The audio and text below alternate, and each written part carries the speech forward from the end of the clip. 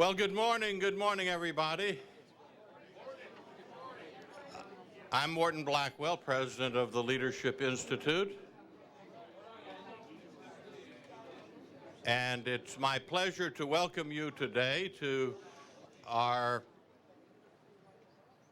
Wednesday Wake Up Club breakfast for May. Happy to see so many smiling faces here.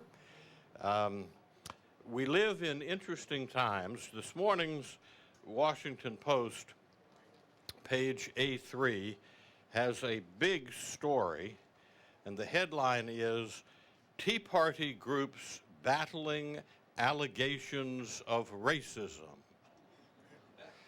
Now, you talk about the left-wing media, but here, after hammering away phony charges of racism, now it's a news story that there are allegations of racism. So they make the charges, and then they say now it is newsworthy. There are a lot of people who are suggesting that the millions of newly activated conservatives are somehow incompatible with responsible politics, or particularly incompatible with the existing conservative movement. Obviously, they're charging in various directions. First, they're charging that the Tea Party groups are the great unwashed and ignorant and racist types. Then they did a survey and found that Tea Party folks tend to be better educated and have somewhat better than average incomes, and so then there was a strain of argument completely contradictory to the old one, which says that the Tea Party people are elitists. They're looking for something to suggest that this is a temporary phenomenon, and that somehow all the conservatives aren't going to be able to work together politically in the future. And I'm telling you, the evidence is entirely to the contrary.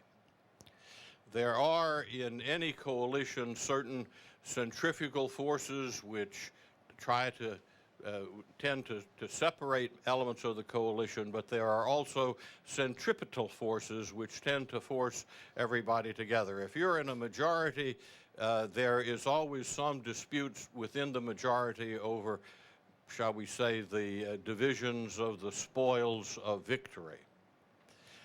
But an embattled minority is easier to hold together, particularly when survival is at risk.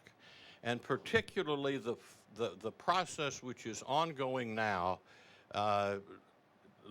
leads me to believe that the unity that we conservatives hope for is going to be there. There are forces at work.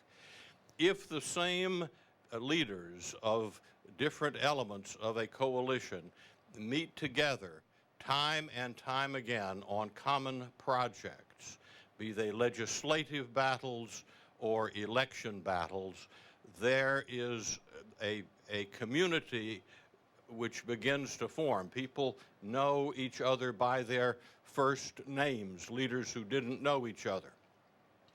They see each other socially, and before long, the leader of one group goes to dinner at the home of the leader of another group, and he gets to the front door, and the dog there wags his tail rather than barks. There is a community that is forming, and think about it, every single element of the conservative movement was united behind the battle against Obamacare. The battle, at least temporarily, wasn't won, but everybody, the Tea Party folks and the old line economic conservatives and the well-activated religious right people, everybody was working together. And that gives a commonality of interest and produces stability. There isn't anybody who doesn't believe that there will be many other battles between now and the election where left-wing power grabs are put forward, and the folks in charge of the executive and legislative branches of our government understand that they're likely to lose some power in the elections coming, and they're going to grab every bit of power that they can. Every one of those battles is going to stir people up. People say, can the enthusiasm of the Tea Party folks be kept up between now and November? Well, if there are going to be lots of battles, what is the effect of those battles going to be? Keeping people active. So I am persuaded that all of these attempts to demonize newly active conservatives, all these suggestions of incompatibilities among the broad coalition are wishful thinking on the part of the left, and they have tried this before. I have lived through 3 periods where large numbers of conservatives became newly active. I was myself activated in the Goldwater upsurge. In the late 70s, I took part in activating what was called then the religious right. And now the Leadership Institute is training, I can tell you, record numbers of people who are brought in newly into politics. There are millions of new activists, and thousands of them are coming to the Leadership Institute for training. This is a very interesting time. We have a terrific speaker today who is a leader and deeply believes in conservative principles and demonstrates it by his actions and reaches out and does those things which make us all proud. The Leadership Institute has already trained this year 2,938 students, and since 1979, the Institute has trained 84,888 people. You have before you at your table our current 2010 school schedule. I urge you at some point to take a moment and review our upcoming schools and consider attending one of them yourself or sending a friend. And now it's my pleasure to introduce to you Marci Leblanc, who will offer an invocation and lead us in the Pledge of Allegiance. Marci is Director of Planned Giving here at the Leadership Institute. She graduated from the University of Mississippi, aka Ole Miss, in 1997 with a double major in English and political science, specializing in third world developing economies. Marci worked in corporate America for 7 years in the marketing and distribution of products from over 100 vendors in lighting and plumbing. In January of '06, Marci arrived here at the Institute as an intern. After her 4-month internship, she attended, during that time and subsequent, she attended all the LI schools offered. And Marci was hired by us as a planned giving officer in April of 2006. Marci, would you come please and offer an invocation and lead us in the pledge? Good morning. Would you all bow your heads, please, with me and join me in quick prayer? Father, it has been said that we are in a fight for the soul of America right now, Lord, and I can't think of any better general than you, Father. And I just thank you that you are protecting our troops that are abroad and giving them a strength, Father, that they've never known before, as well as their families here, Father, that are waiting for them. Lord, I also thank you for your just grace and mercy that you're bestowing on our leaders, Father, and those who are righteously serving you, like Senator DeMint. Lord, I just pray a special blessing over all of them, God, that you will continue to give them the strength and the courage to continue to fight for the righteousness, Lord, for your righteousness. And then, Lord, I again pray that you continue to bless us, Lord, the people, that we will support these leaders in the best way that we can, and that you will continue to give us ideas and creative ways to continue to fight for your righteousness, Lord. And Father, I just thank you for such a beautiful day today, God, and I just give you all the glory in it, and we just give you all the praise, Father, in Jesus' name, amen. Please stand and join me in the pledge. I pledge allegiance to the flag of the United States of America and to the republic for which it stands, one nation, under God, indivisible, with liberty and justice for all.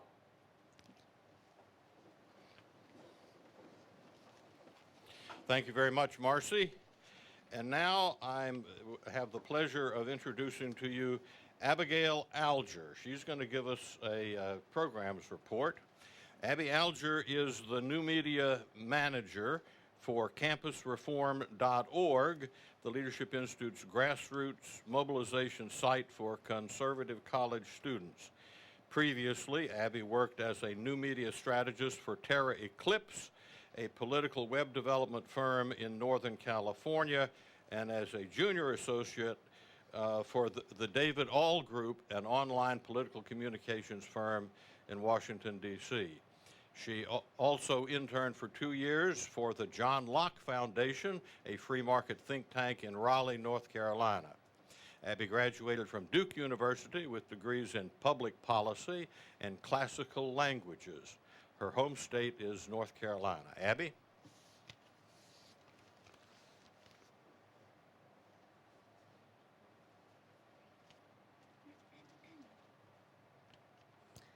Well, it's been a busy spring at the Leadership Institute, which is, of course, the best kind of spring, especially this year.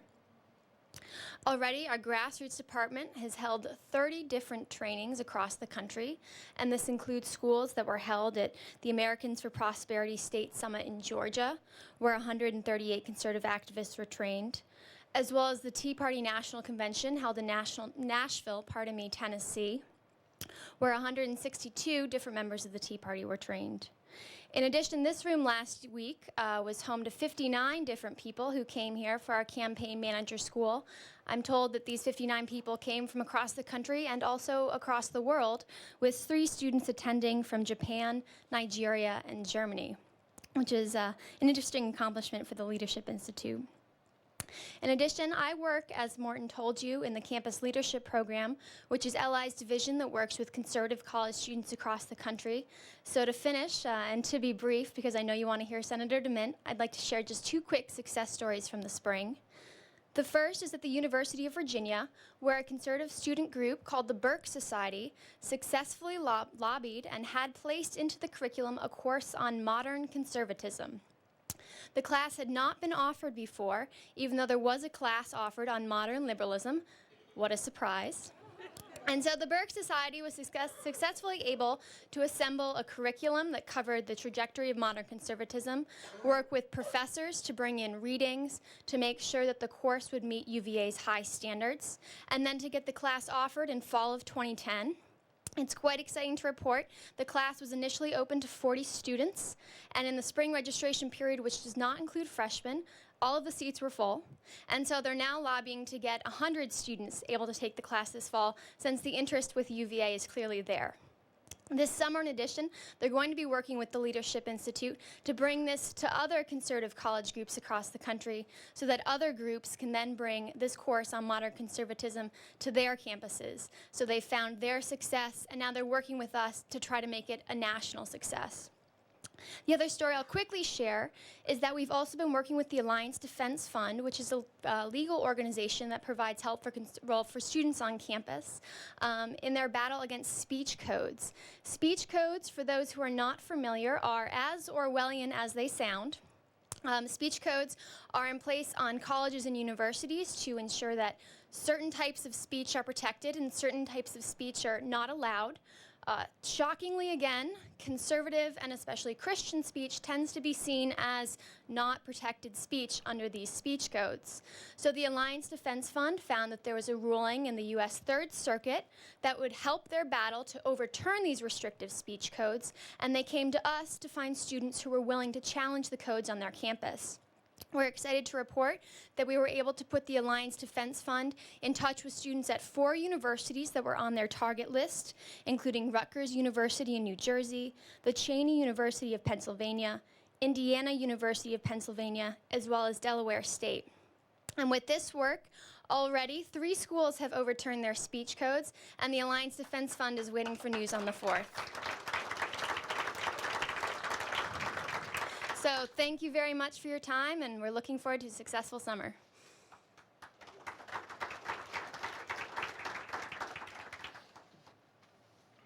And now it's my pleasure to introduce our speaker. Senator Jim DeMint was elected as South Carolina's 55th senator in 2004.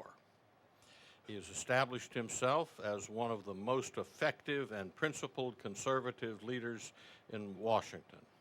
Senator DeMint is a tireless advocate for smaller government, individual liberty, a strong national defense, and traditional values.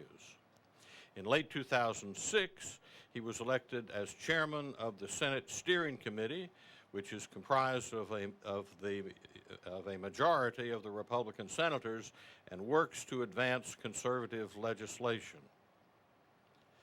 Senator DeMint has also created a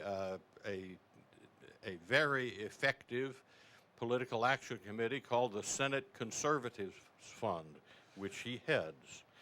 He is consistently ranked as one of the Senate's most conservative members by National Journal and was ranked as the #1 senator voting for responsible tax and spending policies by the National Taxpayers Union in 2006, 2007, and 2008. One of the most important things about this outstanding senator is that he is a conservative movement builder. He helps the Leadership Institute in many, many ways, and he works with other conservative organizations and helps them. We are greatly indebted to him. We are fortunate to have him in the United States Senate. Senator Jim DeMint.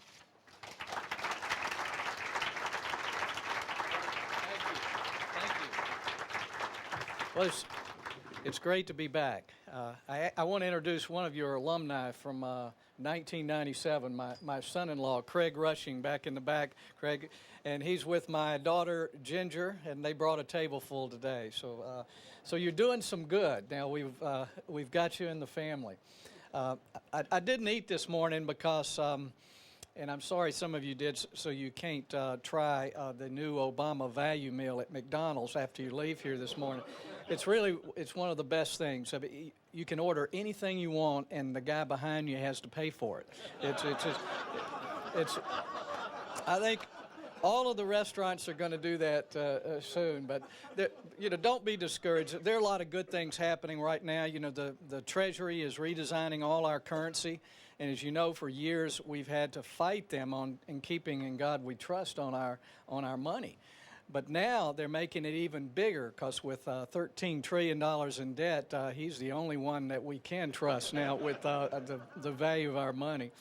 And, other things, you might be worried about the president trying to eliminate don't ask, don't tell in our military, but it's not going to go away. He's going to move it to the budget office because we don't want anyone to know what's really going on as far as our spending and debts now in Congress. But I'm trying to find some humor in everything that's going on because these are really serious times, and there is a serious battle going on, as was mentioned before, for the soul of our country. And I wanted to talk a little bit about that today in the context of the Leadership Institute, because what the Leadership Institute does is so important to the American cause, not just the conservative cause, because helping people understand what they believe and developing a foundation of belief, not just for public service, but in their lives, is so critical.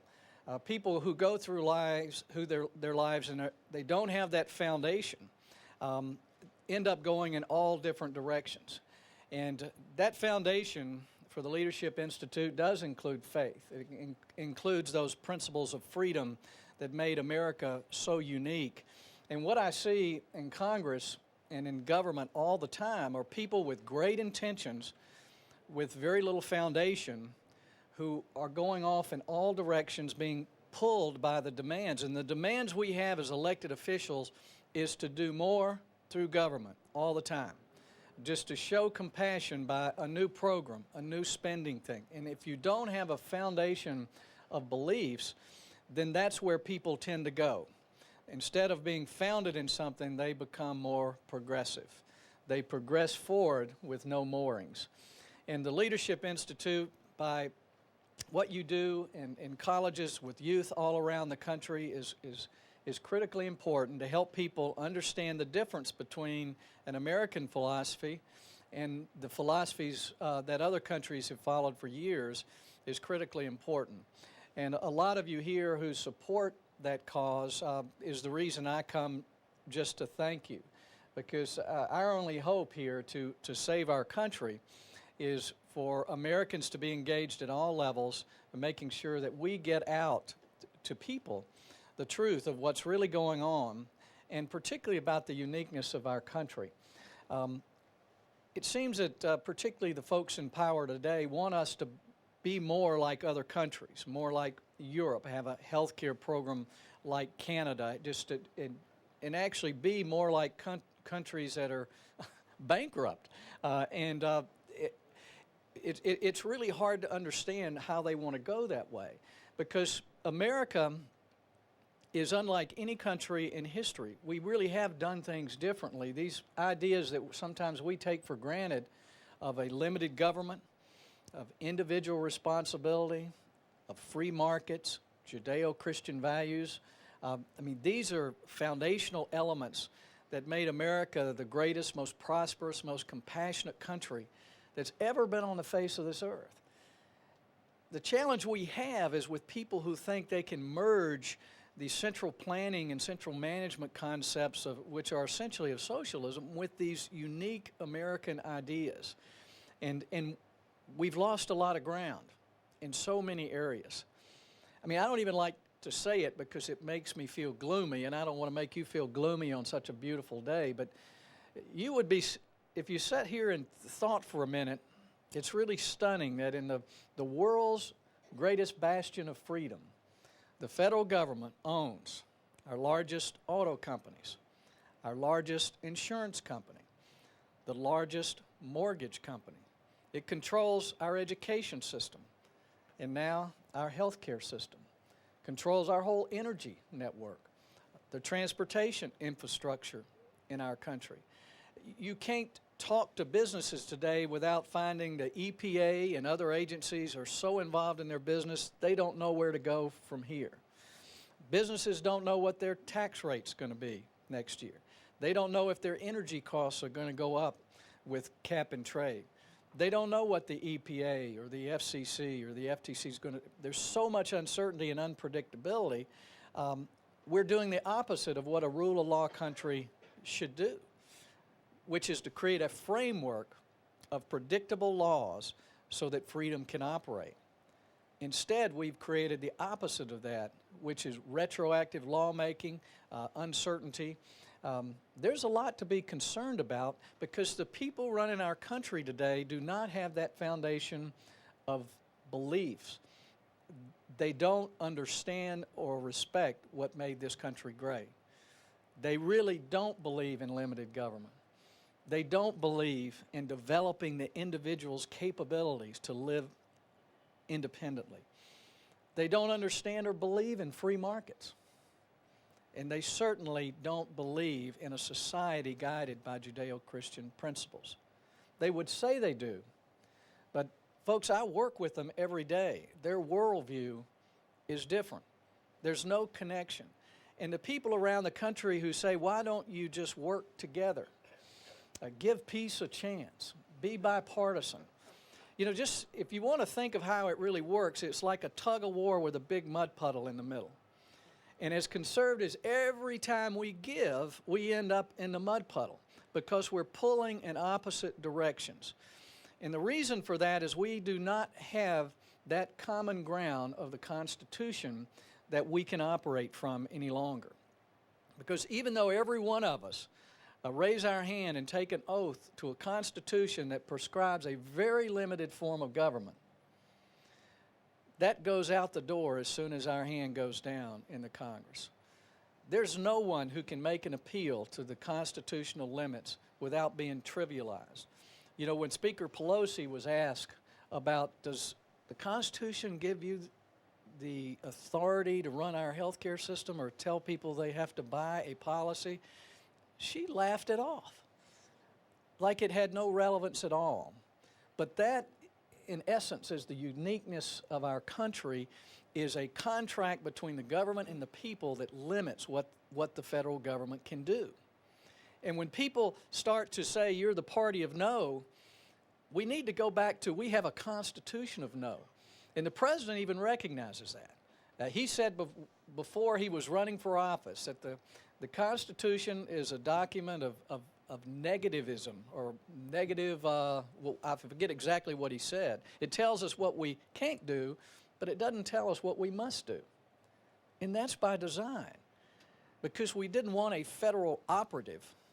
We wanted a federal government to do those things that states and people can't do for themselves, to defend our country, the common defense, to make sure that interstate commerce works effectively, and to make sure that there's a justice system that we can appeal to. But as far as operating our whole society and managing it, I mean, that was never intended, because it cannot work. It becomes a central planning, a central management concept, which has been debunked in the Soviet Union and all over the world for centuries. It does not work, and it cannot work. And it is at odds with everything that made this country great. But the people who run in our country, the ones who are in majority, the one who is in the White House, really do believe in central planning right now. That's why what we're doing is so important.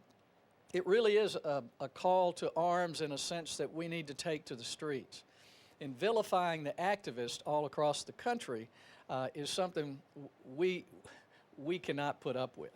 I've been in crowds with thousands of Tea Partiers. I have never heard an obscene word. I've never seen anything related to racism. There's been no violence at all, and they even pick up their litter when they leave. I mean, these are good folks, grandmas, grandpas. I see a lot of strollers with young couples, people who will say, I've never been involved with politics before. 40% of them are Democrats and independents. I mean, this is not a partisan crowd organized by some union group. The violence in the organization that we see in our country today, whether it's immigration or Wall Street, is organized by the unions. For various reasons, that's the concentration of power right now on the side of the Democrat Party. But we can change it, but it's going to be painful. The part that's most painful for me is starting within my own party. I came up and I was elected in '98 and joined the House in '99, and really came with a lot of ideals and hopes that the reforms that Republicans have been talking about, that we actually were within our grasp, with a majority in the House and the Senate and President Bush in the White House. The things I campaigned on, of a simple tax code, of taking Social Security from a debt-ridden dependency program to one that helps create wealth for people, to make sure everyone has the ability to buy a health plan that they can keep from job to job and into retirement. These are things Republicans campaigned on. But I could hardly get 2 or 3 Republicans to sign up to co-sponsor any of those bills after I spent years developing them with people like Paul Ryan now in the House, who were serious about reforms. It became pretty discouraging, and I watched it for years, trying to be a behind-the-scenes team player with Republicans. And even after running for the Senate, and when I came to the Senate, we have 55 Republicans. We had George Bush in the White House. We had a strong majority in the House. And we still did not go after those reforms that we had promised the American people. And after 2 years, I saw that 55, we actually lost the majority. And I decided at that point it was time to stop playing with the team and start trying to change the people who were in the Senate. And it's been really pretty painful since then, because these people become your friends. And they're good people, but they just have a different foundation than I do. And they're willing to wait until the pendulum swings back our way. But folks, we can't wait. We have, at the end of this year, probably about $14 trillion in debt. The revenue we get from taxes now only can pay for entitlements. All our other spending is borrowed money right now. And it's going to get worse. As baby boomers hit retirement, we've got planned at least $10 trillion in new debt over the next 10 years. And we don't even know how we're going to be able to pay the interest on that debt at the end of those 10 years. Yet every week almost we continue to create new programs. It's like we want to destroy our currency. We want to do something revolutionary, and it makes you start thinking like a conspiracy theory, folks. Of, why would a logical people continue to spend when we don't know how we're going to pay this back? So now's the time to fight, and that's when leadership becomes pretty painful. Because after the 2006 election, I formed the Senate Conservatives Fund to go out myself to try to help recruit some candidates, to try to get conservatives to run. All the time we're trying to endorse underdogs. Those first 2 years, we weren't able to get that much done. But after the 2008 elections, when you're standing here where we were actually at 39 Republicans rather than 55, where we couldn't even hold a filibuster to stop these terrible bills, and there was still not any conversation within the Republican conference of what did we do wrong? What can we do better? How can we change things? We didn't even have that conversation. And when I brought up some rules changes when I got back that addressed the seniority system, the appropriation process, because our whole conference is run by those who spend the money, who hand out the earmarked candy to all the good little girls and boys. That's the power. But you try to change that and you become persona non grata. But after the 2008 elections, for me, way out of my comfort zone, no more Mr. Nice Guy. I went to Arlen Specter, said, Arlen, I love you, but I'm endorsing Pat Toomey in Pennsylvania, publicly. And if, I was a skunk at the party then, believe me, if you do that against a colleague, but fortunately or not, a few days later, he decided the numbers didn't work, so he was going to become a Democrat. And it wasn't too long after that where I saw our party had endorsed Charlie Crist in Florida. And I decided to help a young man named Marco Rubio in Florida, a guy, just a bright star. Not only conservative, but some youth. Someone, when he's on TV, you think, yeah, I like that. I mean, that guy is next generation. And diversity in the party, everything we said we wanted, the son of Cuban refugees.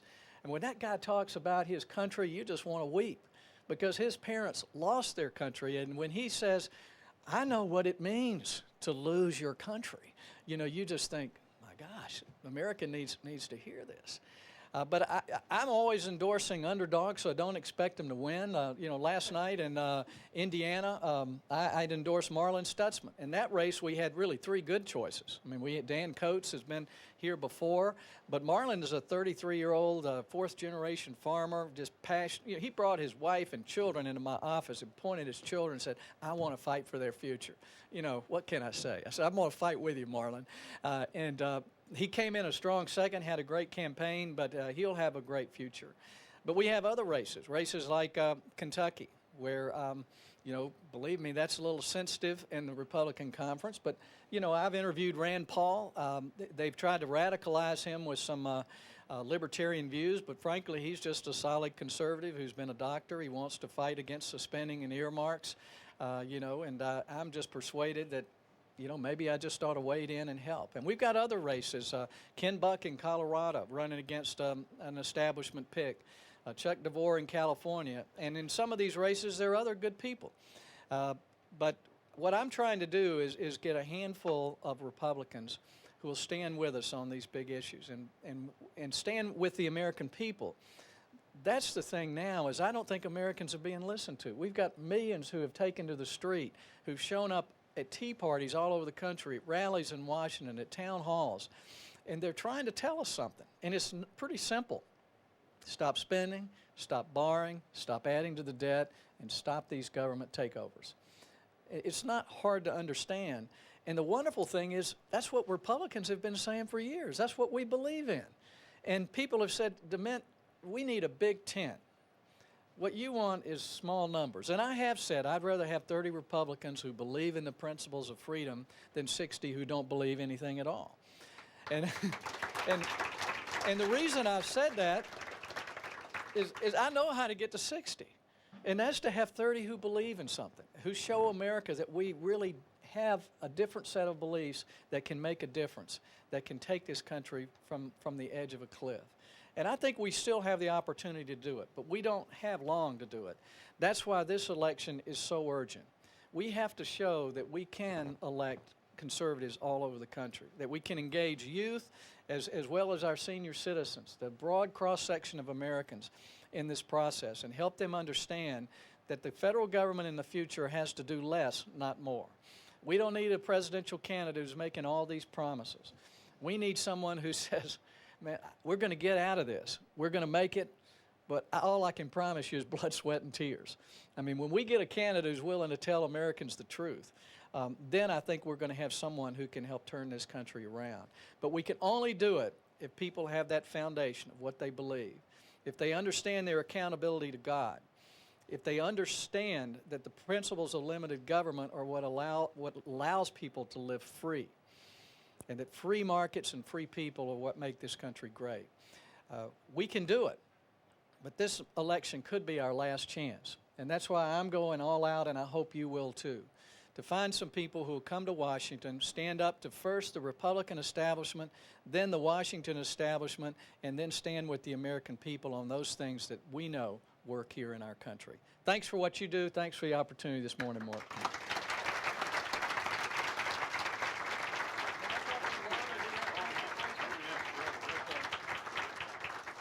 Senator is ready for some questions, and let's see, over there. Senator DeMint, Yes, sir. that's a classic. Awesome. And, sir, there are not too many people I can really get enthused about who are in higher office, running for I feel your pain. even higher office. And I know a Southern gentleman when I see one, and I would really be I'd be so enthused, sir, if you would run for president. Well, you know, as I tell folks, anyone who wants to be president doesn't know how much trouble we're in right now. That'd be a very tough job. But I appreciate the compliment. My hope is to find someone else who will do it. But as you know, as I told Mitt Romney last year, I said it's a very delicate thing finding a presidential candidate. You've got to find someone who is smart enough to be a great president, but dumb enough to want to run.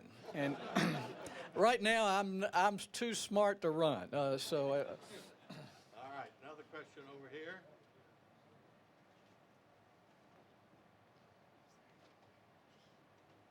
Getting him a microphone. Senator, you mentioned a couple of races that your organization was following, and you mentioned Kentucky. However, as of last night, the Senate conservatives hadn't yet endorsed a candidate in Kentucky. Are you planning, actually, in light of Senator McConnell's deliberately misleading Dr. James Dobson, are you planning on making an announcement? We've got about a dozen or so days left until the primary. That's a hard question. Actually, it is. I have my press release ready to go, and I had prayed this morning that the Lord kind of tell me what the better part of wisdom here, because you know, every one of my colleagues that I've asked, and some that are conservative that I really trust, you know, they just kind of grimace and say, DeMint, don't do this. You're already in a doghouse, man, but this is going to be the gulag if you do. But, you know, I think the time for caution is before you get into the ring. I'm in the ring now, so you'll probably hear something today on that.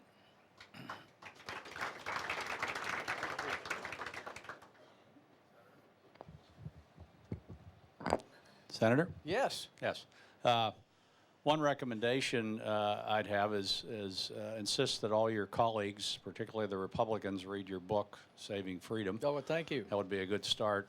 And secondly, the question, do you find that Republicans come to Congress, come to Washington, maybe more in line with the principles of our founding and just drift away because of media pressure and the environment, or they're just really don't have the foundation to begin with? Well, it's a good question. It's one of the things I talk about in the book, because it's always rewarding, or at least most of the time, to say yes to something. When you say no, it makes people mad. You know, if you say no to the stimulus, believe me, we got dozens and dozens of calls. Highway contractors, everybody who was going to get money from that were calling, and they wanted you to vote for it. Cash for clunkers, car dealers, everybody, you know, but you vote no, and people start getting upset. Over the years, that just kind of wears you down. But part of the problem, and I didn't mention this, is most people are coming here now with an inherent conflict of interest, a belief that their job is to get money for their states and congressional district. That's a firmly held belief by over 500 congressmen and senators. They're supposed to bring home the bacon. They're supposed to get those earmarks from up here. But the problem we have is the people who hand out the earmarks run the place in both parties. When you walk in the door and you want an earmark, they own you. And you cannot keep your oath of office to the Constitution of the United States of America, to do what's best for the general welfare of our country, and at the same time believe your job is to milk the federal government for all you can get to take home to your congressional district. But that's what we live with here. And most of my Republican colleagues will tell you earmarks are a small thing. It doesn't make any difference. But every bill they want to go through, every bad policy, every big spending bill, they sprinkle earmarks in it, it greases the skids, and it goes through. And the Republicans might get up and say, oh, this is a terrible bill, it breaks the budget. They'll always find the few in the Senate to get to 60. Because the seniority system has created something where our elected leadership, all our committees are essentially controlled by appropriators. And when I suggested a rules change on that, man, I think I got 3 or 4 votes. And so that's something we have to change. That's why the moratorium on earmarks are so important. The House Republicans did that. We need the Senate to do it. I had an amendment on the floor a few weeks ago. I got 25 votes for an earmark moratorium in the Senate. But people in America are connecting the dots between $14 trillion in debt and parochial spending. If you're up here for parochial reasons, you cannot stand in the gap for the American cause. You just can't. In the back there, yes. Yes, sir. Good morning, Senator. My name's Patrick Murray. I'm a retired United States Army officer, and I'm a candidate for Congress right here in this district.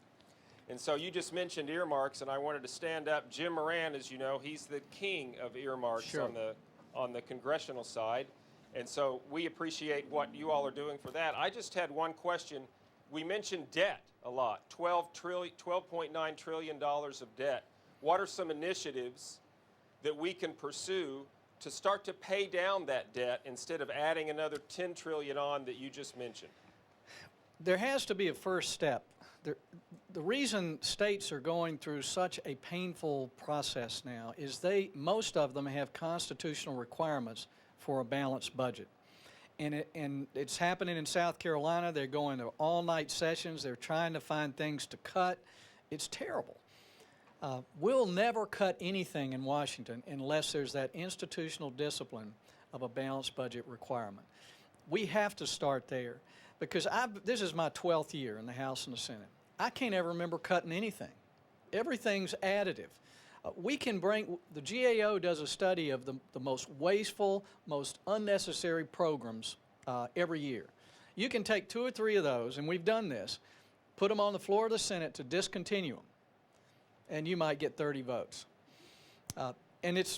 They're bad, but they have some people who want them. So unless we have balanced budget, and that's why one of the things I've proposed along with the earmark moratorium is just a balanced budget amendment. And that would be a tough thing to pass, and it would make our jobs very difficult. Because if we balance the budget, we would have to make some deep cuts and it's unnecessary spending in Washington. And the first thing we would have to do is say, okay, there's some things that we're just going to have to give back to the states. And it would probably be education, health care, a lot of the commerce, it's things that actually we have shown that our involvement has not helped those things. I think we can make a good case that there's time to try some other things, particularly in light of the fact that we're borrowing half of almost everything we're spending now. And you can't continue something like that for very long. Okay. Over here. Senator, Wait for the mic, please. Senator, could you ever support an absolute cap on federal spending as a proportion of GDP? Yeah. And do you think it's politically doable ever? Well, George Lemieux has an idea like that to cap it at, I think, 2006 levels or something like that, and I've co-sponsored his amendment. Or the idea that spending can't go above a certain percent of the GDP is another way that's it doesn't balance. It's not a balanced budget amendment. It doesn't require us to go through that process, and then Congresses could change that. But any idea like that gives us some fixed level that we have to deal with, we have to get to that, because people who will tell you we can't balance our budget, we can't cap our spending, what they're telling you is that we're accepting the fact that our country is going to go defunct. Because as a business guy who used to have to work with a balance sheet, we're bankrupt already. I mean, there's no foreseeable way we can pay our debts. Cash flow is going to, or expenses are going to exceed cash flow for the foreseeable future. So there's no way anyone with any accounting experience can look at where we are and say that we can get out of this. The only way we can do it is print money and inflate our currency and raise taxes to the point where our economy won't work anymore. And believe me, that's what this debt commission is going to come up with, is that we have to raise taxes. We already have one of the highest corporate tax rates in the world. Even socialized countries are starting to reduce their corporate taxes so that they can keep jobs there. We're going the opposite direction right now. But we have difficult decisions to make. We don't have the people here in place who are willing to make those difficult decisions. Here, you white shirt. Senator DeMint, as a Clemson graduate and a South Carolina native, I want to thank you for all the work that you've done for South Carolina. And also, I wanted to know if you had any thoughts on Nikki Haley and if you were going to step in that race and make an endorsement. Clemson graduate, go Tigers. You know, I was once introduced as I got an MBA from Clemson. And the next guy who got up and said, "That's great, DeMint. That's a high school equivalency anywhere else in the country."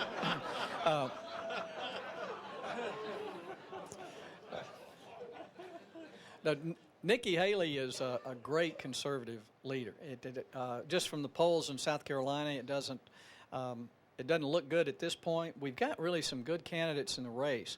My sentimental favorite has probably been Gresham Barrett, because when I was in my Senate race, I wasn't supposed to win. I was in third or fourth place. He endorsed me and actually became one of my campaign chairmen when he was a new congressman. I couldn't believe he did it. That was a terribly risky move on his part. So that makes it very difficult for me. Nikki's been a big supporter, and I think she's a philosophical ally.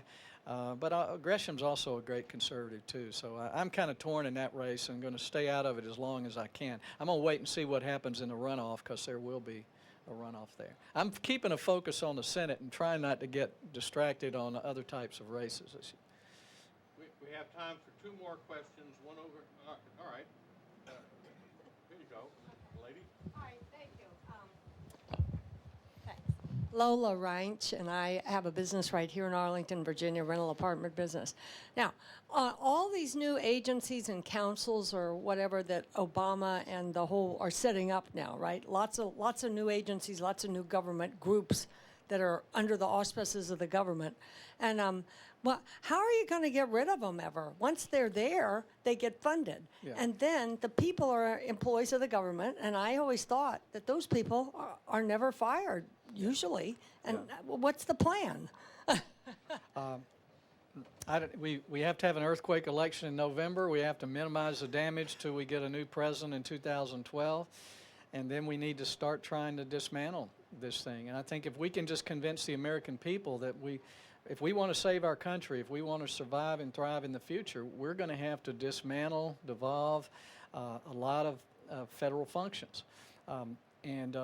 It's not that the functions go away, it's just that we allow people in the states to do them. So there's no plan to deal with the growth of government in either party right now. And that's what we have to change. Last question. Our oldest marathon runner, Carol George. That's the truth. He got a trophy. Go ahead.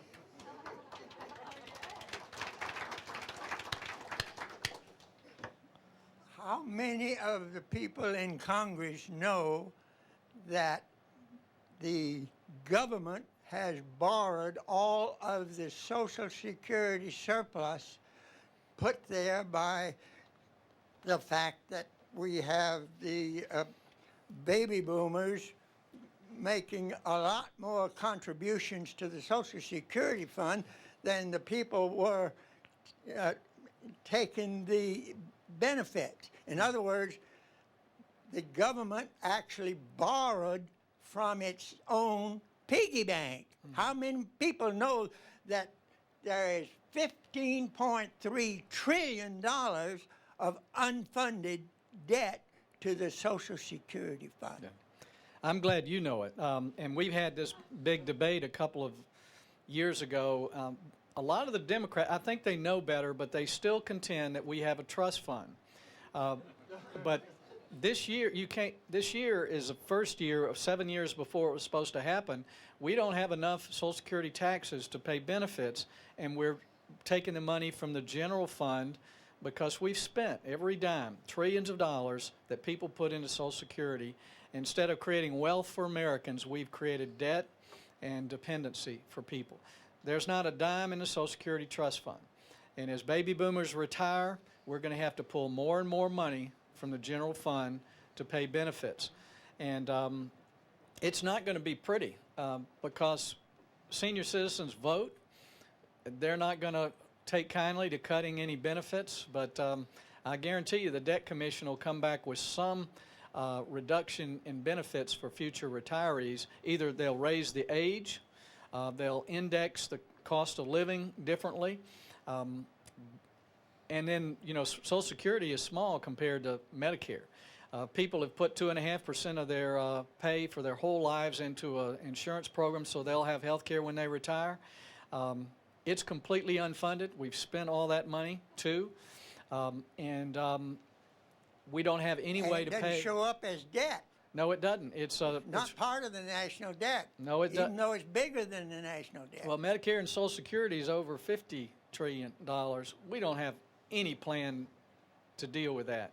But what they'll do in a few years is we've got a debt crisis. Or not in a few years, probably the end of this year. We got a debt crisis. We got to act now. That's why we need an earthquake election. I would love to keep taking questions, but I can tell we're getting the hook here. Thank you all for supporting the Institute. Thank you. Thank you, Senator. I really appreciate what you've done. Senator, before you leave, let me as a token of appreciation, since you didn't get your breakfast here, let me present to you one of the Leadership Institute's Adam Smith ties. All right, Adam Smith. Thank you. Will do. I need a new tie. This is great. Thank you. Good deal. We're going to scoot out of here, okay? I understand that. That particular tie that you're wearing was a favorite of Milton Friedman, who wore many different Adam Smith ties. I think that was his favorite. Anybody interested here in purchasing Adam Smith attire, neckties, ladies' scarves, cufflinks, or whatever, should contact my assistant, Kathy Graham. Kathy, are you in the room? There she is, in the back. Contact her, and she can provide you right here today with many stylish Adam Smith items. I invite all of you to join us on Wednesday, June 2nd. Our next Wednesday Wake Up Club breakfast will feature as a speaker the guy behind a very important U.S. Supreme Court decision. You've heard about the Citizens United decision, which restored a lot of freedom of expression in this country, despite McCain, Feingold, and others to do it. His name is David Bossie. He's many years ago, he was on the Leadership Institute staff. He's head of Citizens United and doing very, very great things. I guess, wait a second.